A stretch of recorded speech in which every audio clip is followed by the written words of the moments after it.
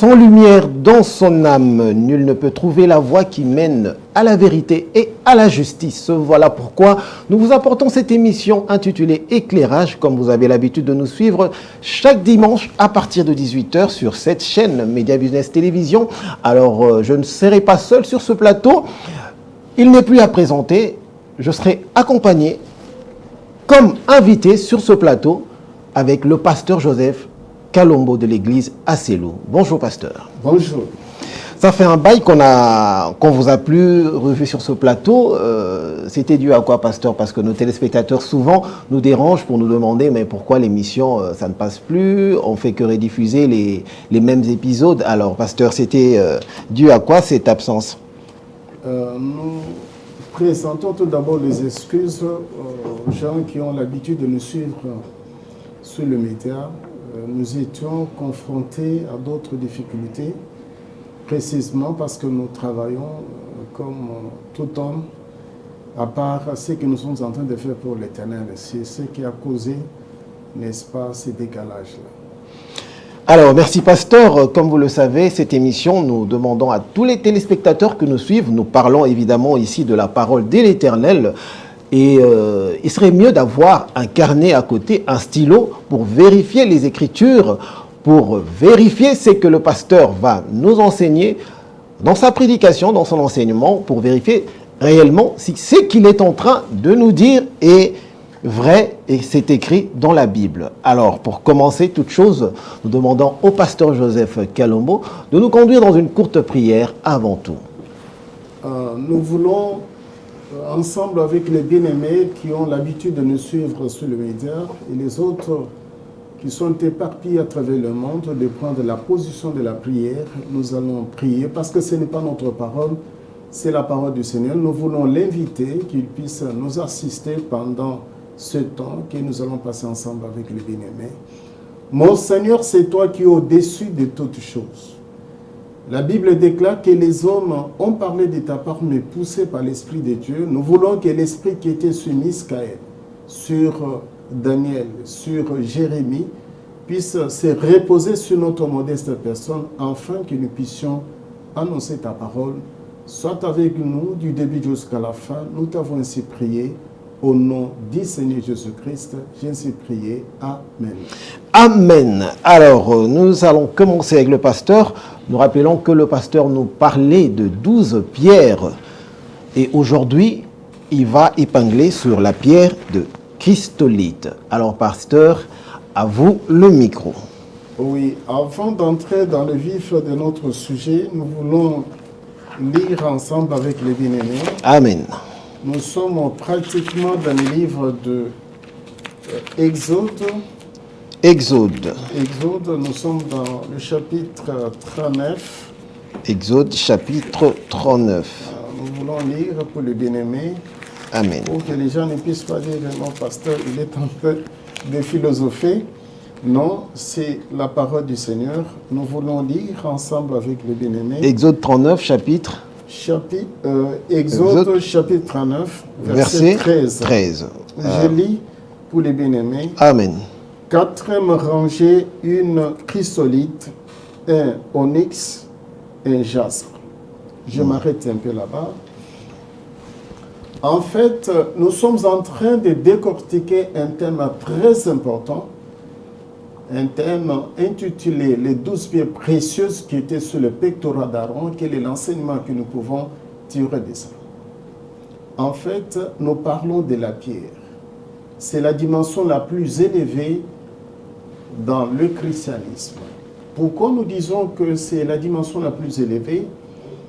Parce que Christ lui-même il se présente comme étant la pierre angulaire, la pierre d'achoppement, la pierre rejetée par le bâtisseur. En fait, ici, nous sommes en train de présenter autrement la divinité. Parce que c'est ce qui crée beaucoup de problèmes. Parce que la profondeur appelle aussi la profondeur.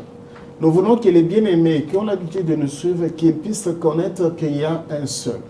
Il n'y en a pas trois, comme on est en train de le présenter, mais il y a trois manifestations Il s'est présenté en tant que Père, il s'est présenté en tant que Fils, il s'est présenté aussi en tant que le Saint-Esprit.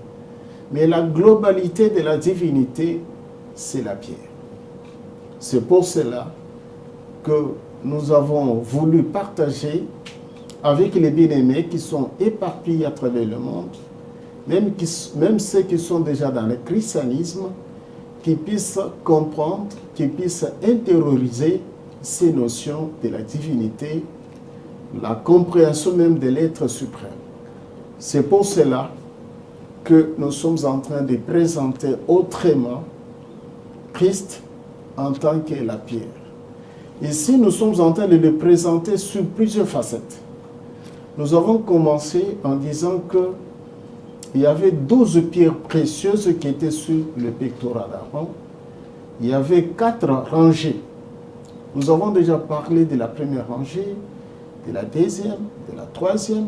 Maintenant, nous sommes pratiquement à la fin pour boucler la 4e rangée. La 4e rangée comprend 3 pierres. Il y a chrysolite, il y a onyx, il y a jaspe. Mais pour aujourd'hui, pour cette séance, nous allons parler des chrysolites. Des chrysolites. Comme d'habitude, nous parlons sur 3 paliers, sur le nom, sur la couleur et sur les paroles prophétiques qui étaient prononcées soit par Moïse, soit par notre patriarche Jacob. Mais nous allons commencer avec les noms. Ici, si les bien-aimés peuvent nous permettre. Allez-y, pasteur. Nous pouvons lire. Vous pouvez lire. Vous pouvez lire avec nous aussi à la maison. Hein? Oh oui. Nous sommes pratiquement dans les livres de Genèse. Genèse 30. Genèse 30. 19 jusqu'au 20. Nous allons lire avec les bien-aimés. Amen.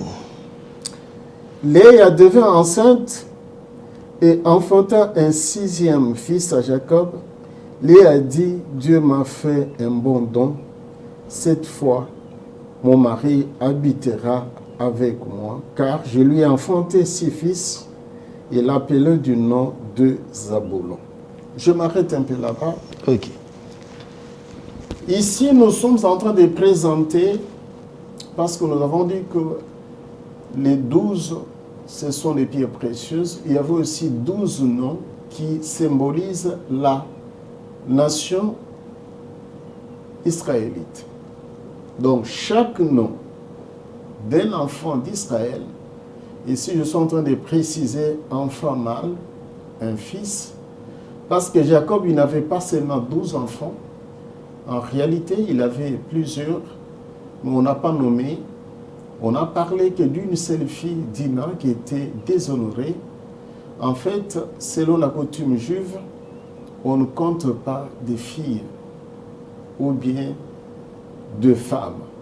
En réalité, selon Dieu, Dieu sait très bien que c'est l'homme qui relève les noms de la famille. C'est pour cela qu'on n'a pris que 12. Mais Jacob, il avait aussi des filles. J'ai cité Dina, mais la Bible n'en parle pas de Dina, n'en parle pas d'autres femmes de Jacob qui avaient aussi enfanté aussi de filles. Ici, c'est pour vous montrer que les enfants ont une importance capitale. Et les noms qu'on avait gravés sur ces pierres symbolisaient des choses merveilleuses. Ici, nous sommes en train de parler de la pierre des chrysolites. Sur cette pierre, il y avait un nom qui était gravé. C'était le nom de Zabulon. Ici, nous voyons très bien que c'est la femme qui donne le nom. C'est Léa qui donne le nom. Il dit, cette fois-ci, mon mari habitera avec moi. En fait, c'est la femme qui était délaissée. La femme qui n'était pas aimée, mais la femme qui se disait à elle-même que mon mari va s'attacher à moi parce que j'ai enfanté un 6e fils. Et il appela le nom de Zabulon. Zaboulon, nous sommes en train de dire pour les bien-aimés qui sont en train de nous suivre, on dit que c'est un bon don que le Seigneur m'a donné. En fait, le bon don que le Seigneur donne pour tout homme, vous le savez très bien, la Bible le dit, c'est le Saint-Esprit, c'est avoir le Fils. Le Fils qu'on est en train de parler ici, c'est avoir l'Esprit de Christ. Ici, j'ouvre encore une parenthèse pour que les bien-aimés qui ont l'habitude de nous suivre, qu'ils puissent comprendre très bien et qu'il n'y ait pas la confusion parce que notre émission s'est intitulée l'éclairage. Nous voulons que les gens soient réellement éclairés. Ici, je voulais ouvrir une parenthèse en disant qu'il y en a trois esprits distincts. Il y a l'Esprit Saint. On est en train de dire que c'est l'Esprit de Dieu. En réalité, c'est l'Esprit du Christ. Donc, tout homme possède, bien sûr, je suis en train de parler des gens qui s'attachent à la parole de Dieu, qui veulent aussi la parole de Dieu, qui aiment cette parole de Dieu, que l'Esprit que nous parlons, le Saint-Esprit, que beaucoup disent que c'est l'ami fidèle qui doit nous accompagner, c'est l'Esprit du Christ, qui doit habiter à nous. Et à ce moment-là, la personne peut dire que ce n'est pas moi qui vis, c'est le Christ qui vit en moi. Pourquoi? Parce qu'il a l'Esprit de Dieu, le Saint-Esprit de Dieu va, n'est-ce pas, le conduire. Dans d'autres termes, on dit que c'est le pédagogue. C'est lui, l'ami fidèle, qui va nous accompagner tout au long de notre vie. Ici, je scinde aussi la vie sur terre et la vie au-delà, dans l'au-delà plutôt. Ici, pour montrer que c'est l'Esprit de Dieu qui est un bon don que le Seigneur donne à ses enfants, à ses bien-aimés. C'est pour cela que cette femme dit, cette fois-ci, il m'a donné un bon don. C'est ça la signification même du nom de Zaboul. Donc ici, on nous montre que quelqu'un qui reçoit, qui obtient, n'est-ce pas, l'Esprit de Dieu, c'est-à-dire que Dieu lui a donné un bon don. Mais je suis en train de dire qu'il y en a trois espèces d'esprit. Il y a ce qu'on appelle l'Esprit Saint. Dans d'autres termes, c'est ce que moi j'appelle, c'est ce que la Bible appelle l'Esprit du Christ. Il y a l'Esprit mauvais, ou bien les esprits mauvais, qui habitent les hommes. Les esprits qu'on est en train de parler ici, en d'autres termes, ce sont les anges déchus. On les appelle les esprits mauvais. Comme ils n'ont pas de demeure, parce qu'ils étaient au ciel, on les a chassés, ils sont redescendus, ils n'ont pas d'endroit, ils ne veulent pas rester dans les endroits arides, ils veulent habiter dans les hommes. Dans d'autres termes, parce que ce sont les esprits inférieurs, on les appelle les démons. Mais ils veulent habiter dans les hommes. À part ça, il y a l'esprit qu'on appelle l'esprit de l'homme. Ici, j'ouvre encore une parenthèse. On dit à Jérémie, avant que tu puisses venir dans le monde, je te connaissais et je t'avais déjà consacré. Pour montrer que l'esprit de l'homme existait.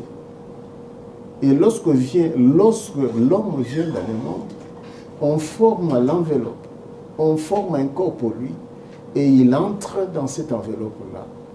C'est en ce moment-là que cet homme devient une maison à 3 chambres.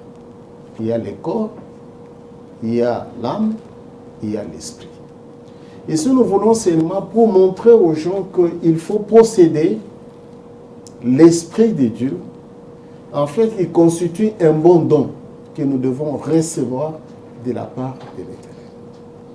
Donc ici, nous sommes en train d'inciter, de dire aux gens de chercher réellement l'Esprit de Dieu pour que vous soyez conduits par l'Esprit de Dieu et non par les esprits impieux. Ici, j'ouvre encore une parenthèse parce que les hommes ne veulent pas posséder l'Esprit de Dieu, ne veulent pas que l'Esprit du Christ puisse les conduire. C'est scandaleux pour le moment dans plusieurs assemblées, dans plusieurs églises. On constate que, au lieu que les gens puissent venir confesser, se repentir, laisser les œuvres mortes, c'est le contraire. Ce sont maintenant ceux qui se disent les hommes de Dieu qui vont vers les esprits impurs pour que les esprits impurs puissent les guider, pour qu'il y ait des miracles dans les églises, pour qu'il y ait des failles dans les églises. Mais en réalité, ce n'est pas Dieu, mais ce sont ces esprits-là qui ont envoyé maintenant la maison de l'Éternel. Donc c'est pour cela que nous mettons un accent particulier. Nous disons aux bien-aimés qu'il faut chercher. L'apôtre Paul est en train de mettre un accent particulier sur ça pour dire que j'étais dans des veillées. J'étais dans des jeûnes. J'ai traité durement mon corps. Ici, c'était pour qu'il puisse posséder, il puisse avoir un bon don qui vient de Dieu, c'est-à-dire l'Esprit de Christ. Ce n'est pas moi qui l'ai dit, c'est la parole de Dieu. La parole de Dieu nous montre effectivement qu'il faut posséder ça. Et l'apôtre Paul, quelquefois, il disait que le bien que je voulais faire, je n'arrive pas à le faire, mais c'est le mal qui est collé, n'est-ce pas, à mon être. Mais quelque part plus loin, il dit, ce n'est pas moi qui vis, c'est le Christ qui vit en moi. En fait, l'homme, il est toujours sollicité par deux catégories des esprits. Soit c'est l'esprit du Christ qui doit l'habiter, qui doit le conduire, ou soit ce sont les esprits mauvais qui habitent l'homme, qui conduisent l'homme et qui rend cet homme-là captif. Je l'ai dit parce que c'est la parole de Dieu qui nous éclaire là-dessus. La Bible dit que lorsque quelqu'un il est conduit par les esprits impurs, il est prisonnier de Satan. Mais lorsque quelqu'un aussi il est conduit par l'Esprit de Dieu, il devient le prisonnier de Christ. Donc nous devons retenir ces deux notions, c'est capital, c'est très important. Donc c'est pour cela que nous sommes en train de parler qu'il faut posséder. C'est le reflet même de la signification du nom de Zabulon. Un bon don. Un bon don que nous pouvons recevoir, c'est l'Esprit de Christ. Nous voulons lire avec les bien-aimés. Allons-y, nous allons vérifier ensemble. Ok. Nous sommes dans les livres de Galates. Le livre de Galates. Nous voulons lire pour que les bien-aimés nous donnent un peu de temps.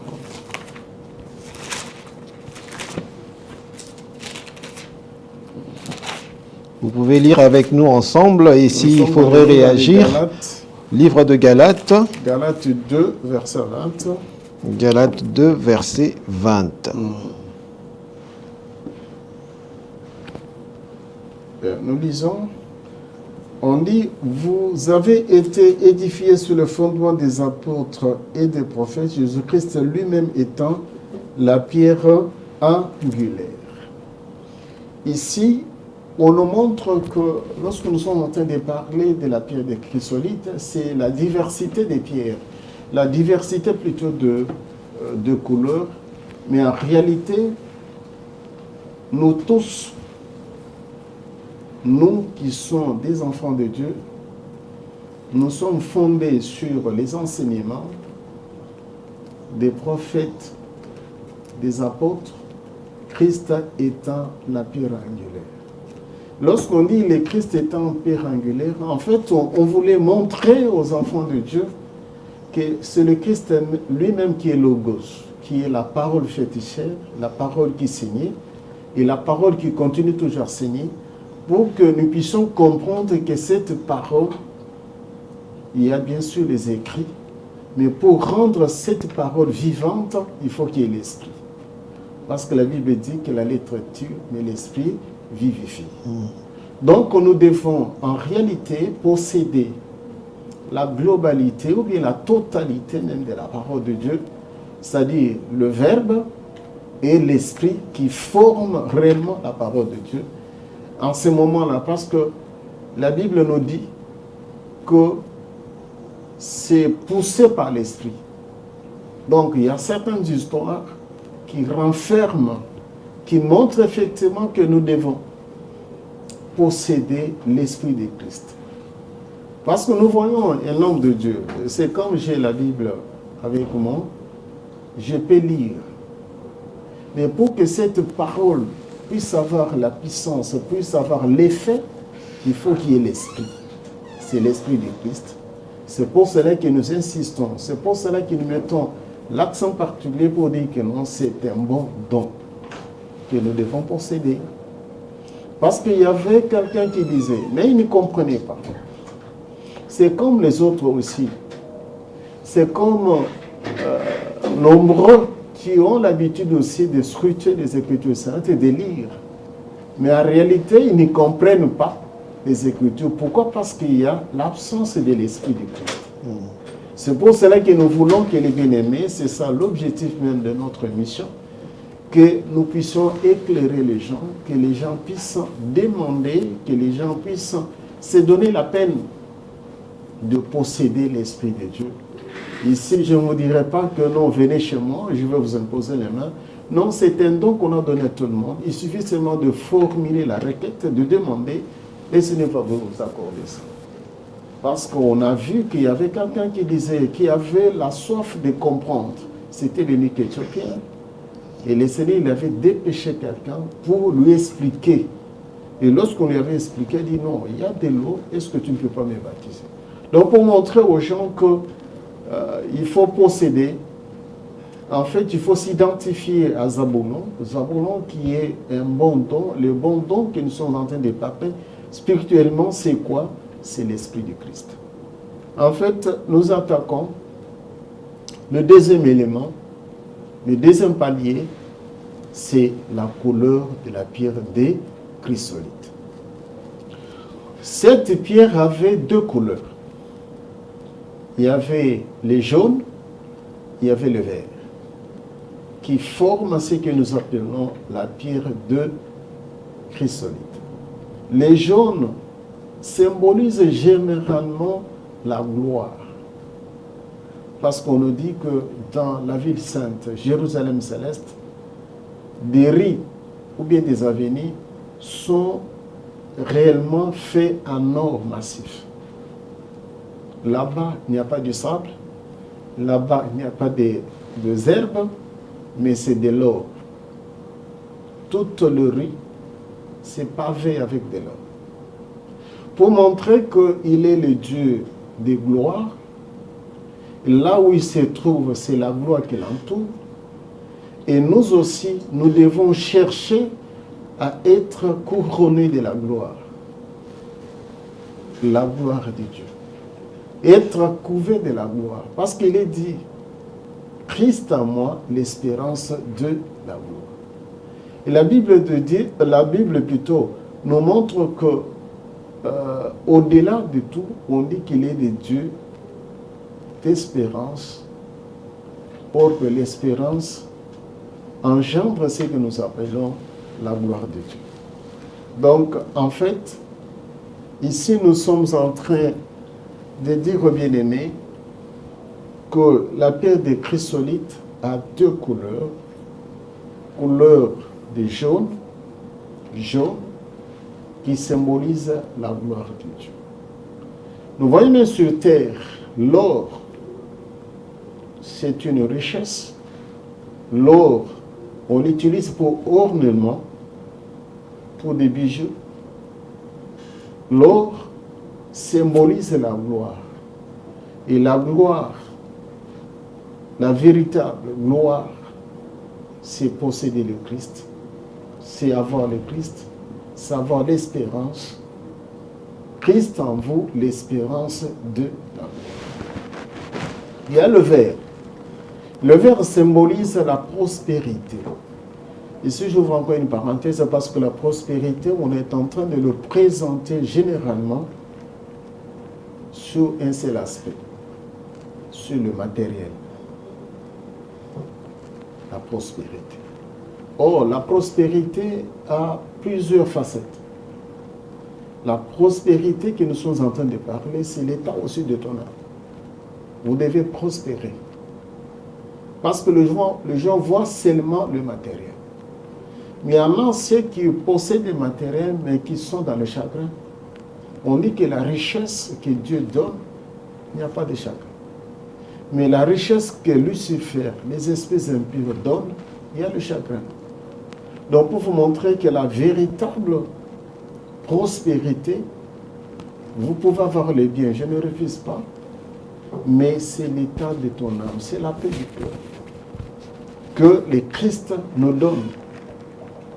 C'est pour cela qu'on est en train de symboliser la prospérité par ce qui est vert. Le vert montre que l'arbre a la vie à elle. L'arbre va prospérer, va engendrer, va produire des fruits. Parce qu'on est en train de comparer la nature avec les choses divines. Donc c'est pour cela que nous insistons que la pierre des chrysolites, il y a deux couleurs. Il y a le jaune, il y a le vert. Ici, je renvoie aux bien-aimés d'aller lire plutôt le livre de Daniel 10, verset 6. Pour qu'ils puissent comprendre ce que nous sommes en train de transmettre, que ce n'est pas de la philosophie, c'est réellement la profondeur. C'est réellement la parole de Dieu pour que les gens puissent s'approprier. En fait, ici, Daniel nous présente le Christ, le Dieu, l'omnipotent, sous sa forme de chrysolite. Et si vous lisez, à moins que les bien-aimés le permettent. Allez-y, pasteur, vous avez encore le temps. Parce qu'il ne faut pas que les gens disent, pasteur, ce qu'il est en train de dire, est-ce que c'est vrai? Nous devons vérifier dans la Bible. Est-ce qu'il On doit vérifier. Pas en train de nous mentir? Vraiment. Hein? Est-ce que c'est écrit? Non, c'est écrit, bien-aimé, je n'invente rien. Je suis réellement dans la parole de Dieu. Je suis dans les livres de Daniel 10. Daniel 10.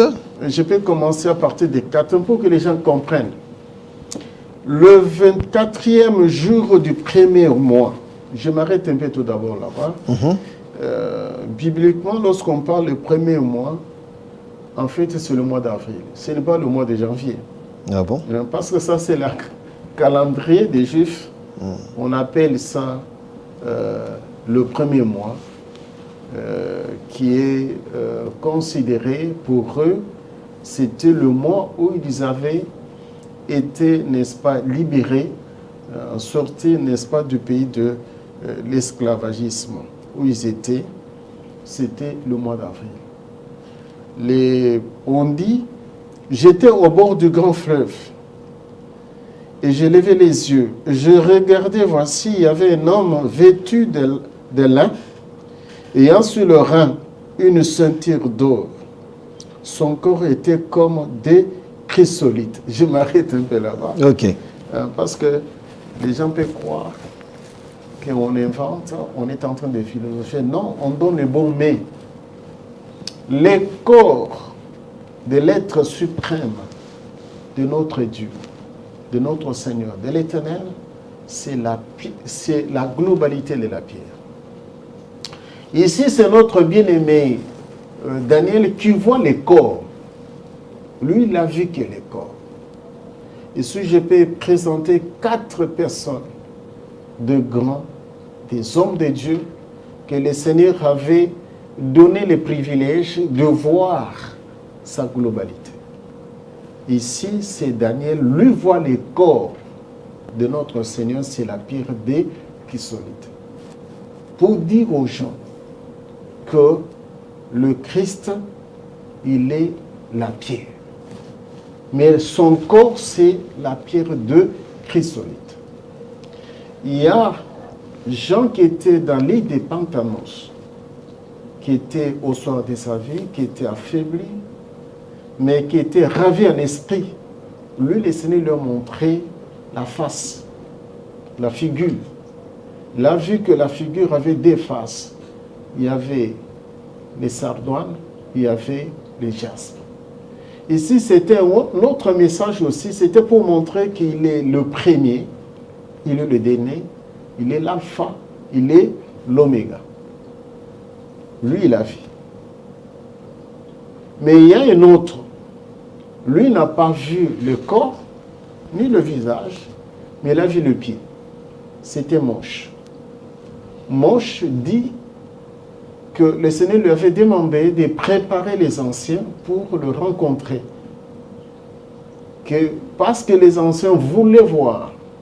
C'est ça le mal de l'homme. L'homme veut voir un Dieu qui est un homme. Un Dieu qui est représenté par quelque chose. C'est pour cela que lorsque Moche était sur la montagne, Aaron était resté, on l'avait forcé, il avait fait un veau pour adorer. Mais les seigneurs voyaient qu'ils avaient cette envie-là de le contempler. La Bible dit que lorsqu'il est passé, les 70 anciens et Moche, ce qu'ils avaient vu, c'était le pied. Ça, nous avons parlé ça lorsque nous avons épinglé la pierre de saphir. Ici, c'est pour montrer que, effectivement, pour que les gens ne puissent pas, n'est-ce pas, être dans la confusion, mais nous voulons que les gens soient réellement éclairés, que la globalité de la divinité, c'est la pierre. Nous voyons un autre bien-aimé. Un autre bien-aimé, c'est Ézéchiel. Ézéchiel, il dit que lui, il avait le trône. Et celui qui était assis sur le trône, il avait la forme d'une pierre. Ici, Ézéchiel nous parle que c'est le trône de majesté, c'était la pierre de saphir.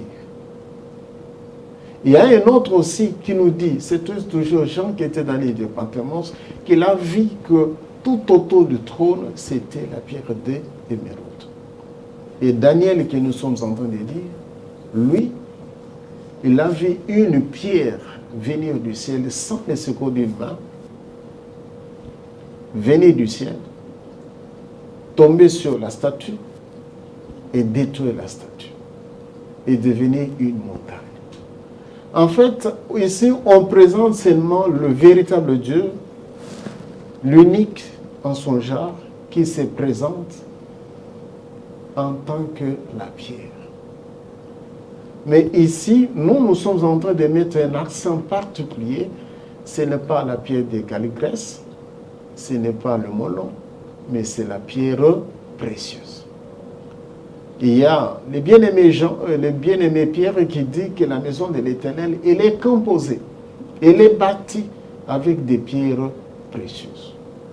Donc ici, c'est pour vous montrer que, effectivement, nous sommes en train de présenter la divinité autrement, pour que les gens sachent, pour que les gens ne puissent pas avoir de la confusion, parce qu'il y en a plusieurs. Les gens qui se réveillent le matin, ils deviennent Dieu. Ils veulent que les gens puissent l'adorer. Non, il faut refuser, il faut présenter ces versets bibliques pour montrer aux gens que non, la divinité que vous êtes en train de parler, c'est la pierre précieuse, la pierre rejetée par le bâtisseur. Parce que je vis un homme qui disait que non, Christ, il est au même titre que les autres prophètes. Non, Christ, il est la pierre. Il viendra pour détruire, n'est-ce pas, les puissances démoniaques qui sont en train de trôner sur la terre. Ça, c'est le bien-aimé Pierre, et le bien-aimé plutôt de Daniel qu'il est en train de présenter. Christ viendra. C'est l'image de la pierre qui vient d'en haut, sans les secours, pour détruire, n'est-ce pas, les puissances démoniaques. C'est pour cela qu'on parle de la bataille d'Armageddon qui va se dérouler dans la suite du temps. Nous attaquons le dernier élément, c'est les paroles prononcées sur la pierre de chrysolite. Nous pouvons lire avec les bien-aimés. Allons-y. Ou bien nous demandons bien-aimés de lire. Nous sommes pratiquement dans le livre de Genèse. Je vais lire. Genèse. Je vais lire pour que les bien-aimés soient édifiés. Livre de Genèse. 49. 49. Nous sommes au verset 13e. Verset 13. Nous lisons au nom du Seigneur Jésus-Christ. Amen. Zaboulon habitera sur la côte des mers. Il sera sur la côte des navires. Et sa limite s'étendra du côté des Sidon. Je m'arrête là-bas. En fait, ces paroles reflètent beaucoup d'éléments. On montre effectivement qu'il était près de la mer Méditerranée. Il était près, n'est-ce pas, des frontières ou bien des endroits où il y avait, n'est-ce pas, des eaux. C'est pour cela qu'on est en train de dire qu'il habitera sur la côte de mer. Il sera sur la côte des navires et sa limite s'étendra du côté des Sidon. Oui. Mais si vous regardez physiquement, les gens qui connaissent très bien Israël, la tribu des Zaboulons, la partie qui était réservée à la partie des Zaboulons, ils profitaient seulement des mers, mais ils n'étaient pas réellement du côté de la mer Méditerranée. Mais qu'est-ce qu'on voulait nous dire par là? En fait, Dieu nous incite, Dieu nous parle, Dieu veut que nous puissions être près des eaux. Dans un langage spirituel, les eaux symbolisent la parole de Dieu. Donc nous devons être tout près de la parole de Dieu. Pourquoi? Parce que c'est la parole de Dieu qui donne la paix. Pourquoi? Parce que c'est la parole de Dieu qui purifie. Pourquoi nous sommes en train de parler, n'est-ce pas, de mer, mais des eaux?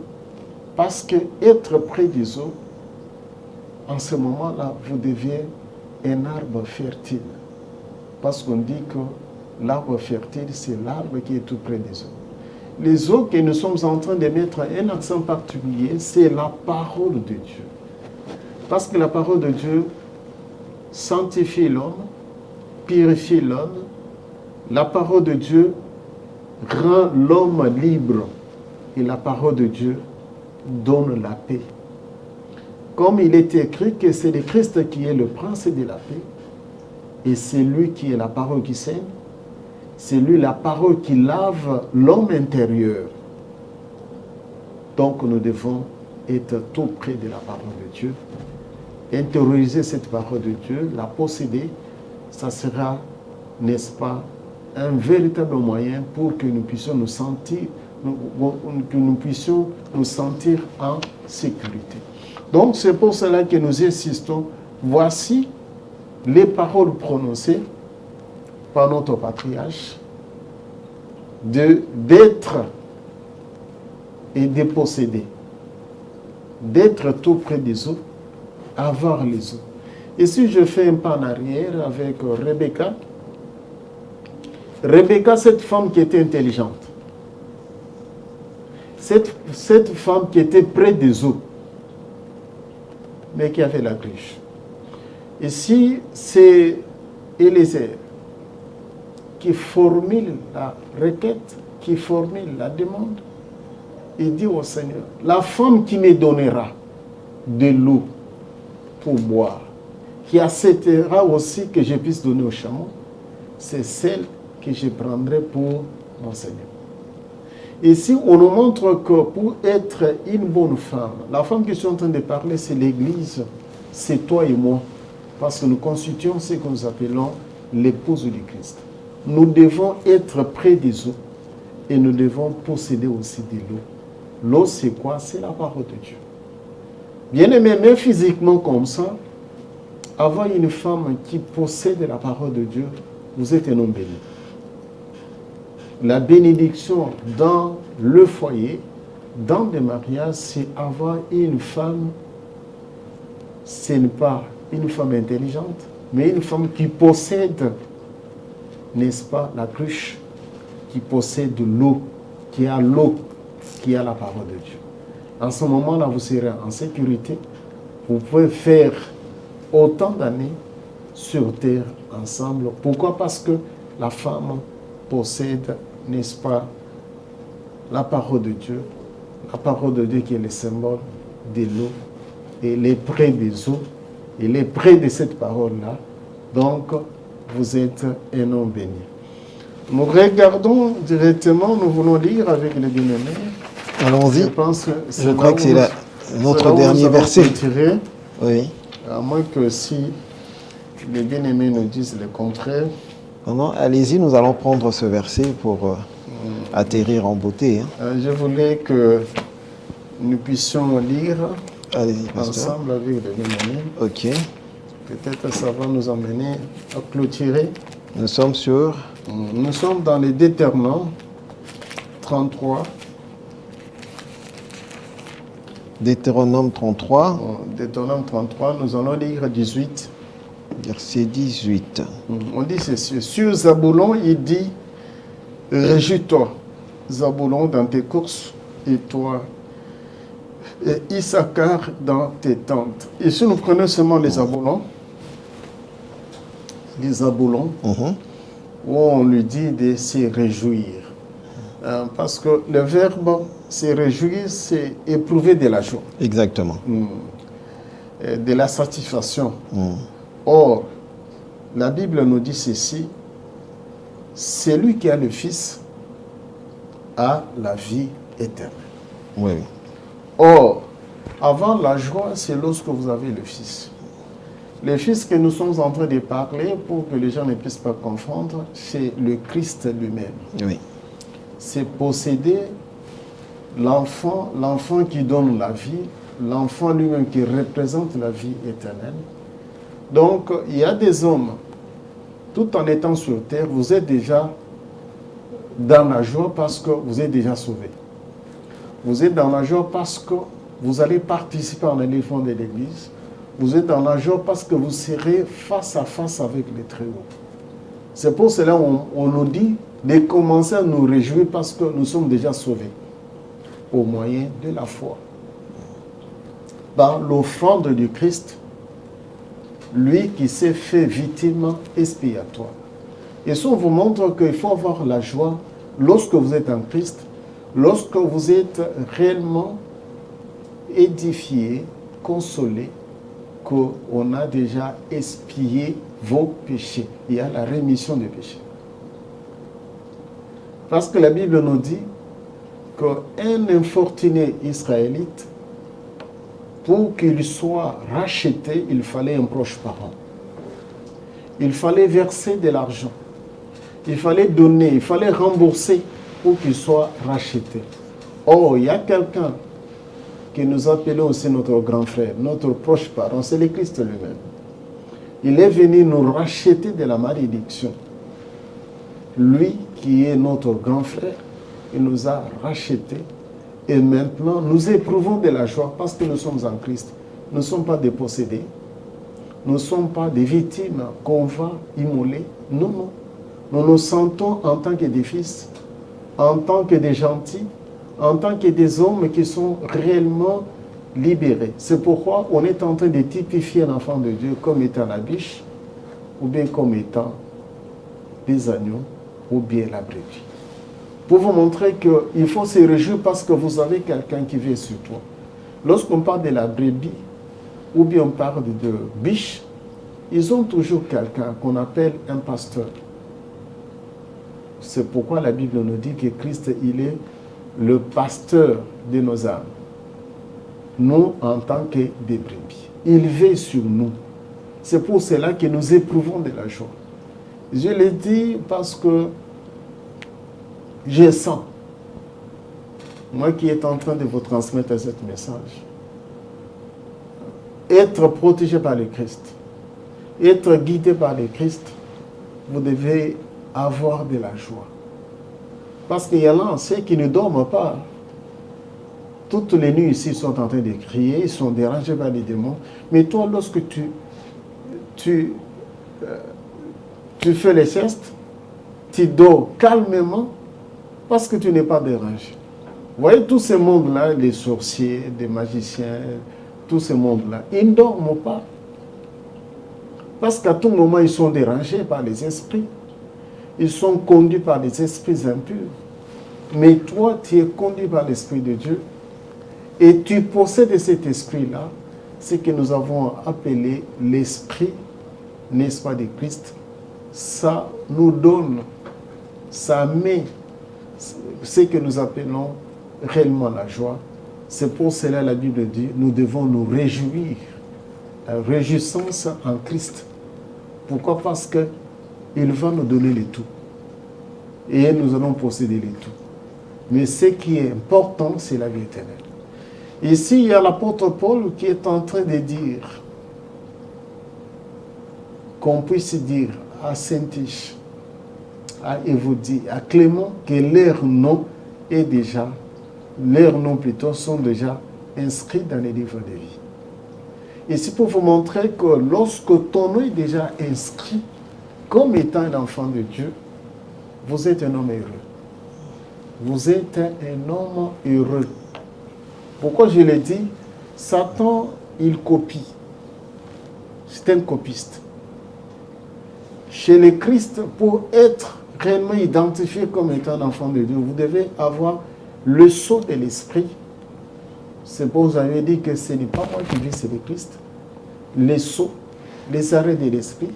Vous êtes déjà scellé. Vous avez un cachet qui montre que celui-là, c'est un enfant de Dieu. Moïse, il avait dit ça, que Seigneur, efface mon. Il a dit non, je ne peux pas effacer. L'âme qui pêche, c'est l'âme qui mourra. Donc, pour montrer qu'il faut être heureux que je suis reconnu par le Seigneur, que mon nom est déjà inscrit quelque part. C'est ce qui donne la joie. La joie, pourquoi? Parce que j'ai la vie. Bien aimé, il y a certaines personnes qui marchent, mais ils sont déjà morts déjà. Parce qu'il y a ce qu'on appelle la mort spirituelle et la mort physique. Mais ils sont déjà morts d'une façon spirituelle. Donc, vous, si vous êtes en train d'écouter les merveilles, les oracles de Dieu, vous êtes un homme béni. Vous êtes réellement un homme béni. Voilà ce que nous avons préparé pour cette journée. Vraiment. Et aujourd'hui, nous avons entamé la 4e rangée, qui est la dernière. Mais nous avons commencé avec la pierre de chrysolite. Nous avons présenté cette pierre que c'est une pierre qui a une couleur, qui a 2 couleurs, jaune et le vert. Le jaune, c'est la gloire. La gloire de Dieu qui doit t'envelopper. Mais pour que la gloire de Dieu puisse t'envelopper, il faut posséder le Christ. Il faut avoir l'espérance. C'est pourquoi la Bible dit, Christ en moi, l'espérance de la gloire. Et nous avons parlé de la prospérité de l'âme. Bien sûr, on peut avoir le matériel, mais tout en étant un enfant de Dieu, il faut s'identifier à cette pierre de chrysolite. Nous avons parlé des paroles prophétiques, prononcées par Moïse, prononcées par Jacob. C'était toujours de merveilles. Qu'on est en train de dire que c'est un bon don. Qu'on est en train de parler de la réjouissance. Donc, c'est ce que le Seigneur nous recommande, nous, en tant que ses enfants, de ne pas avoir la tristesse, de ne pas être triste, mais d'être dans la joie. Voilà, en quelques mots, ce que le Seigneur avait mis à cœur pour que nous puissions partager ensemble. Mon Seigneur, qui est votre Seigneur, puisse nous bénir de tous. Merci, Pasteur Joseph Kalombo. C'était tellement merveilleux, cet enseignement, la prédication. Je crois que ça a béni tous ceux-là qui nous suivent chez eux à la maison. Vous pouvez toujours intervenir, ou si vous avez besoin, vous avez des préoccupations, vous pouvez toujours contacter le numéro qui est affiché sur cet écran et le pasteur n'hésitera pas à vous répondre ou à vous recevoir. Alors, nous avons atteint la limite de nos heures données, mais nous allons essayer de demander 2 ou 3 minutes pour que le pasteur puisse nous répondre par rapport à cet enseignement. Nous avons pu épingler quelques trucs que nous allons demander au pasteur de nous éclairer. Alors, pasteur Joseph, vous dites que l'homme est conduit par l'esprit, soit de Dieu, soit les esprits mauvais. Qu'en est-il de l'esprit de l'homme? Et si vous pouvez nous donner les caractéristiques de l'Esprit Saint, de l'esprit de l'homme et l'esprit mauvais? En fait, nous voulons éclairer les bien-aimés. Il y a ce que nous appelons l'organisation ou bien l'ordre divin. L'ordre divin, c'est-à-dire le créateur. Ce n'est pas pour rien qu'on est en train de le dire qu'il est le père des esprits. Mhm. Hein? Le père des esprits, ça c'est le bien-aimé Michel qui avait vu. Il dit qu'il a vu les esprits qui l'entouraient, les mauvais et les bons esprits. Il contrôle tous les esprits. Il contrôle tous les esprits. Ici, nous voulons mettre l'accent, c'est la profondeur. Ça ne puisse pas vous scandaliser, mais c'est ça la vérité. La Bible nous dit qu'il y a des esprits qu'il a chassés lui-même. Pourquoi? Parce qu'il ne répondait plus, n'est-ce pas, à ses exigences. C'est que nous appelons communément des esprits impurs. Mais dans cette catégorie des esprits impurs, il y a des échelons. Il y a ceux qui sont élevés, qu'on appelle dans les livres de Ephésiens 6, verset 12, qu'on ne lutte pas contre la chair et le sang, mais contre les principautés, contre des princes de l'air, contre des esprits méchants et en fait contre les démons. Les démons qu'on est en train de parler, c'est la catégorie la plus faible de ces esprits-là. Et les autres n'entrent pas dans l'homme. Ils n'entrent pas dans l'homme. Ce sont des entités. Ils sont quelque part. Mais ils commandent de ceux qui sont faibles pour qu'ils puissent venir envahir l'homme. Les esprits, parce qu'ils étaient au ciel, ils connaissaient ce que le Seigneur avait boutiqué pour l'homme. Et la Bible nous dit dans le livre de Genèse, il avait donné le pouvoir à l'homme. C'est l'homme qui a nommé les choses. C'est l'homme qui a donné le nom même des arbres. C'est l'homme qui a donné même le nom des animaux. Donc pour vous montrer que l'homme, il avait l'ascendance sur les autres esprits. Et les autres esprits ne voulaient pas se soumettre à l'homme. Ils voulaient dompter l'homme, le dominer. C'est ça, c'est que nous sommes en train de vivre sur terre, la dualité entre l'esprit de l'homme et les autres esprits. Okay. Et les autres esprits veulent dominer l'homme. Comme ils savent très bien que Dieu a donné à l'homme de cultiver la terre, de la garder. Ils sont descendus pour troubler l'homme, pour conduire l'homme dans, n'est-ce pas, dans les choses qui ne sont pas du tout normales. Tout ça, ça peut faire voir au Créateur, voici la personne ou bien la chose que vous avez élevée, mais en réalité, voilà ce qu'il est en train de faire. Ici, je vous donne seulement l'exemple de gays ou bien de homosexualité. Vous voyez l'homme, on lui a donné la femme. Parce que la Bible dit, faisons l'homme en notre image, en notre image et en notre ressemblance. Et après, il fait sortir la femme et dit, l'aide. Et l'homme lui dit, voici l'os de les os. Mais vous voyez, les hommes commencent, Satan s'approche, les esprits impies s'approchent, commencent à inverser le rôle. Dit à l'homme, non, vous pouvez vous accoupler, vous deux. Homme, homme, femme, femme. Ou bien vous accoupler avec des animaux. Donc voilà le travail, l'objectif de ces esprits-là, lorsqu'ils habitent l'homme, c'est pour les dévier. Alors, il y a maintenant l'Esprit de Dieu, ce que nous appelons l'Esprit de Dieu. Lui aussi veut réellement rendre l'homme captif dans de bonnes choses. Parce que si vous êtes habité par l'Esprit de Dieu, vous avez aussi la soif. Vous avez aussi l'envie de commettre aussi des choses ignominies. Mais vous allez sentir l'Esprit de Dieu qui vous dit ne faites pas ça. Si tu le fais, voici des conséquences. Ne le fais pas. Donc voici l'objectif de l'Esprit, c'est lorsqu'il est dans l'homme, il devient le pédagogue. Il devient son guide pour le guider dans les bonnes choses et non dans les choses mauvaises. Donc ici je voulais répondre à nos bien-aimés. Pour montrer que si vous êtes animé par l'Esprit de Dieu, vous allez voir qu'on va vous épargner des actes ignominieux, de ne pas les commettre. De ne pas les commettre. Ça veut dire quoi? C'est-à-dire qu'en tant qu'un homme, tu peux avoir une belle femme, mais tu as une femme à la maison. Cette femme est en train de te séduire pour que vous puissiez coucher avec elle. Mais tu entends la voix qui te dit ne le fais pas. Tu es un homme de Dieu. Tu as une femme à la maison. Ça, c'est l'Esprit de Dieu. Ça, c'est l'Esprit de Dieu. Nous voyons ça avec le bien-aimé Joseph. Je rentre dans la Bible. Joseph, comme tout esclave, tu vois la femme du patron qui te dit que non, je t'aime. Il allait succomber. Mais il y a eu l'Esprit de Dieu qui lui dit non, c'est la femme d'autrui, il ne faut pas toucher. Et pour bien faire, il avait fui. Donc, ici, pour vous montrer que l'Esprit de Dieu, en notre faveur, c'est un guide.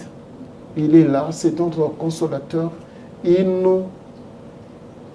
nous pousse, il nous envoie dans de bonnes routes pour que nous ne puissions pas, n'est-ce pas, tomber. Donc, pouvons-nous dire que l'esprit de l'homme doit être soumis à l'Esprit de Dieu? L'homme doit se laisser conduire par l'Esprit de Dieu et non l'esprit mauvais. Voilà. Ici, je voulais, n'est-ce pas, compléter mon frère. Si on peut aller rapidement. Pour dire que vous devez prier que l'Esprit de Dieu puisse vous habiter. Ok. Que l'Esprit de Dieu puisse vous conduire. Et non les esprits impurs. Voilà. Ça doit être votre souhait ardent de demander que mon Seigneur ne me laisse pas être conduit par des esprits mauvais, mais conduis-moi. Amen. Ok. Pour terminer, pasteur, dites-nous rapidement, vous avez parlé sur la gloire, vous avez parlé sur les couleurs et puis vous dites à un moment donné, vous avez cité Christ en moi, l'espérance de la gloire. Nous constatons ici sur terre beaucoup plus des hommes de Dieu qu'on appelle des hommes de Dieu, dès qu'il y a la gloire dans sa vie et ils ont tendance de dévier, il y a des déviations. Est-ce que l'homme est appelé à supporter la gloire sur terre? Si vous pouvez nous répondre rapidement. En fait, ici, parce que notre mission, c'est intitulé l'éclairage. Nous voulons éclairer les bien-aimés. Les gens sont embrouillés avec les autres qui utilisent d'une façon abusive les termes gloire. La gloire de Dieu. Lorsque vous êtes couvert de la gloire de Dieu, vous êtes un homme respectueux et les esprits impurs vous fouillent. Mais lorsque vous voyez ce qu'on est en train de présenter réellement comme étant des hommes qui sont couverts de la gloire de Dieu. L'homme de feu. L'homme de feu. Non, c'est de la fausseté, c'est de la magie. Ici, je prends l'exemple seulement de Moïse. Je ne suis pas en dehors de la Bible, je suis dans la Bible. La parole de Dieu nous dit qu'il était monté sur la montagne de Sinaï. Il a fait 40 jours, 40 nuits. Lorsqu'il est descendu, son visage rayonnait. Les gens le fouillaient. Comment quelqu'un peut dire que non, il est couvert de la gloire de Dieu, mais il est lui-même plongé. Il est plongé dans les choses du monde. Vous allez trouver quelqu'un qui te dit qu'il est réellement, il a la gloire de Dieu, mais il porte les choses qui montrent effectivement qu'il est, que cet homme est réellement dans le péché ou bien dans le mal. Souvent, en fait, on confond la gloire, on confond cette gloire. On confond la gloire, parce que ici, je prends seulement l'exemple, je n'ai pas philosophé, je prends seulement l'exemple de Moïse. En descendant les enfants d'Israël, parce qu'ils étaient des pécheurs. Ils sont restés, ils ont boutiqué ce qu'on appelait le veau d'or. Mais lorsque Moïse descend, il voit la gloire. Il était en train de réunir la figure, refléter, n'est-ce pas, la gloire. Une transformation. Une transformation de la lumière. Il dit non, cache ça. On ne supporte pas. Quelqu'un qui est couvert de la gloire de Dieu, il ne peut pas, n'est-ce pas, être plongé dans le péché, être plongé dans le mal, boutiquer, faire des miracles mensongers. Et parler, commencer à se défendre et dire que non, non, non, c'est de la fausseté. Et si vous remarquez très bien, la Bible dit, lorsque vous êtes couvert de la gloire de Dieu, vous êtes haï, vous serez haï par tout le monde. Oh là. Parce qu'ils ne vont pas vous supporter. Le ténèbre couvre la terre. La Bible dit que le monde est sous la puissance du malin. et vous avez la gloire de Dieu. On ne va pas vous supporter. Nous voyons l'apôtre Paul, qui ont fait du bien, mais ils étaient battus à mort pour avoir fait du bien.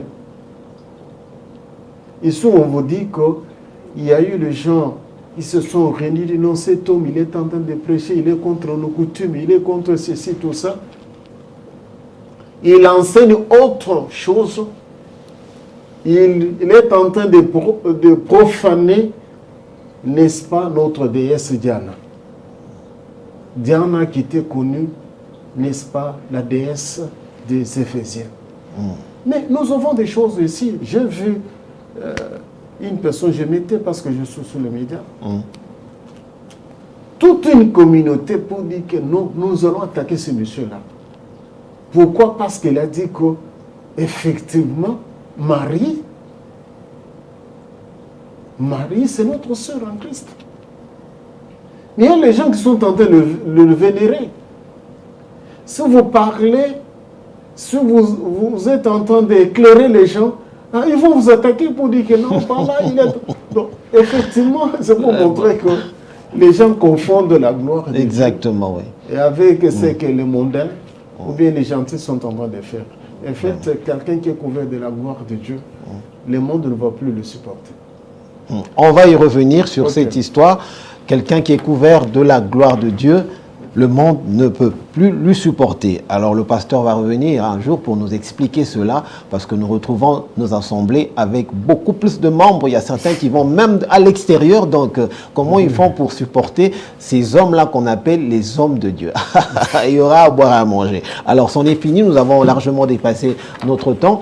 Si cette émission vous a fait plaisir, n'hésitez pas à nous encourager. Ceux-là qui voudront peut-être retrouver le pasteur. Pasteur, il y a un programme pour l'église rapidement, et si on peut vous contacter aussi. Oui, il y a un programme au sein de l'église. Nous sommes en train de parler beaucoup sur la prière, le mois de novembre et le mois de décembre. Nous allons, même ce mois ici, sur le plan des ténèbres, c'est le mois où les sorciers fêtent.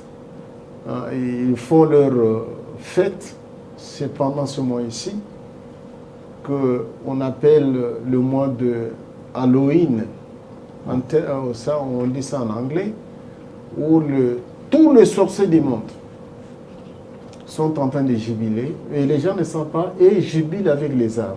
Ce sont des trafiquants, ce sont des marchés des armes. Donc nous sommes en train de rentrer au pied de l'Éternel pour qu'il puisse nous protéger. En fait, je venais de terminer l'enseignement où je parlais sur la valeur du sang de l'agneau, et j'avais mis beaucoup l'accent sur les symboles du sang sur le linteau, les symboles du sang sur votre vie. C'est que la Bible nous dit que nous devons être vaccinés par le sang de l'agneau, immunisés contre les attaques de l'ennemi. Donc l'ennemi est en train de préparer les armes qu'il va immoler, soit à la fin de l'année, soit après, mais nous devons être à l'écart pour ne pas être des victimes expiatoires de l'ennemi. Merci Pasteur Joseph Kalombo. Restez branchés, très chers téléspectateurs, sur le programme de Média Business. On se retrouve au prochain numéro. D'ici là, portez-vous bien. Au revoir. Ok, merci.